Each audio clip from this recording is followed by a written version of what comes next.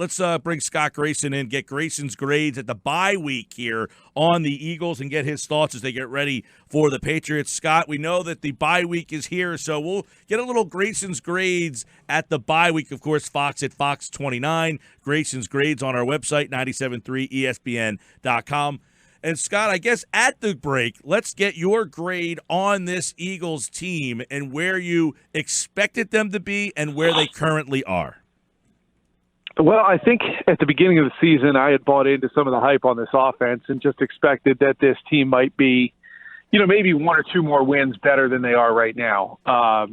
And, in terms of grades, I'd say overall this team right now at the bye gets a C. I think they're average. And if you look at their standings, that's pretty much what you see.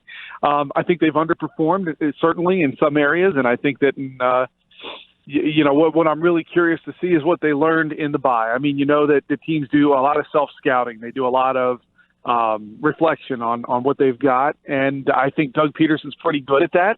And I think he's also pretty good at making some adaptations out of the bye. I think this is going to be a great matchup on Sunday to see just what they learned about themselves. And in particular, I think when he looks at his team, what did he see? Well, I think he's going to see that Miles Sanders has come a long way from week one to where they're at right now. I think he's going to see that he doesn't have as good a receivers as he needed. And I think I'm really curious to see if he will stick with the run, because right now this offensive line, there's run blocking better. It is got better running backs that are running behind it. And that's really where I think this team's success is going to be built from, the run and go out of there. So, right now I give them a C, and I think at this point, as we know, based on what happened to Dallas last night, the season's still in front of them. They control their own destiny. Yeah, that's a big point. Doug Peterson. The Doug Peterson's grade, I give him – that's a tough one. I'm trying to decide between a C or a D. I'd go C right now. A C or a D or a C or a B? Wow. No, I'd go a C or a D. I mean, look, this offense has been putrid times, and they've well, so is the defense for that matter. But the offense, to me, when you look at this offense, and I think, some of the play calls that Doug has had at times have been wacky and goofy and wonky, and I think I would say a C. I mean, maybe you guys would give him a B at this point, but I think 5 and 4 with the talent that was expected and the hype that was coming in. Look, Zach Ertz was non-existent in 2 games. How do you not go to the guy who's got the best hands on the team? I think that at times Doug has gotten away from what should have been more of the better spots on this team, and I think that's some of the reflection. I think, but see, at the same credit where I'm knocking him, I'm also saying he's got the ability to look at the self-reflection in the bye week and say, this is where we need to go. And he can do a really good job of going there. Just to make sure we heard you right, were you saying you were deciding between C and D as in dog or C and B as in boy? C and D as in dog. Okay, just making sure. I think that, yeah. To me, look, and maybe this comes with the expectations of having won a Super Bowl. I'm being hard on him. But, what's funny is there's times I look at the grades, and there's people who want to chime in and say I'm too nice to these people. Uh-huh. Hey, now you're the professor, Scotty.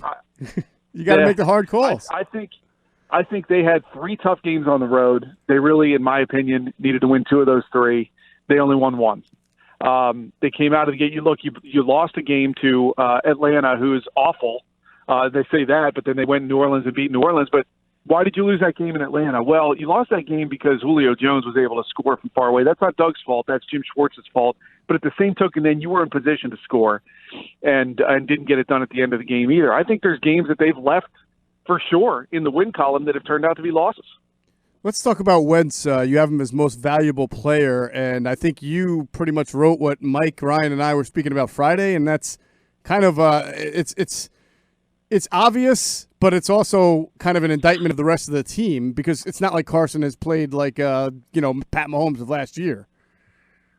No, here's what I would say about Carson. I feel like he's trending in the right direction right now. His decision-making has been better than it was earlier in the season. I feel like his receivers have certainly not helped him. People will point at his stats and say his stats haven't been overwhelming. No, they haven't. But how many drop balls has he had where he would have had more yardage, more completion, a better completion percentage? And that's hurt him. What I will say is the guy's been taking care of the ball right now. And particularly at home, he doesn't have a turnover. That's huge. I think that Carson Wentz has showed, to me, late in the game where I've seen some growth, his decision-making as to when to tuck it and run has been really good. That's really helped him on these really long drives that are chewing up a lot of clock. And I've said this before, the mark of a really good team that can play with the lead is being able to chew up the clock when the other team knows you're going to run the ball and try to complete short passes, and you can still do it anyway and move the chains. The last 2 games that the Eagles have played, they've won. They've done that, and I think that's a really good sign for this team going forward.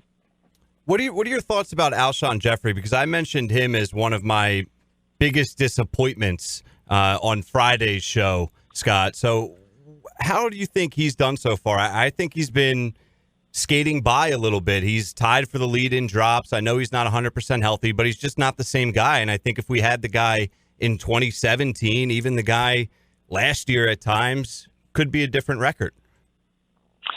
It could be. It could be. I give him a C at this point, and that's not good from your number one receiver.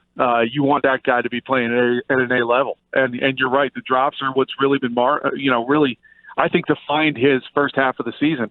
The injury that he missed a couple of games didn't help either. But, at this point, if you look at, again, though, it's funny because while we're criticizing his team, while we're saying there's these things, that the bottom line is it's essentially a new season. From right here moving forward, they have the season in front of them and they control their own destiny. So everything that we are knocking these guys for, if they come out and play the way they should, if Alshon plays at an A level, this team's likely going to the playoffs.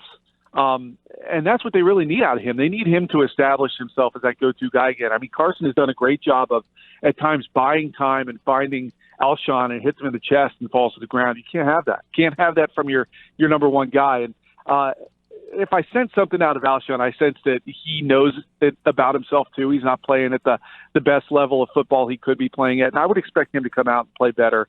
Look, everybody's going to dial it up a notch with the Patriots coming to town. At least that's what I expect. And perhaps it's a good way for them to kind of get this second half or the back end of the season started. All right. Grayson's grades every Monday after the Eagles game, including next Monday for Eagles and Patriots. And, of course, Scott Grayson of Fox 29 and 97.3 ESPN.com. Like all guests appeared via the Boardwalk Honda hotline. Thanks, Scott. All right. Thanks, guys.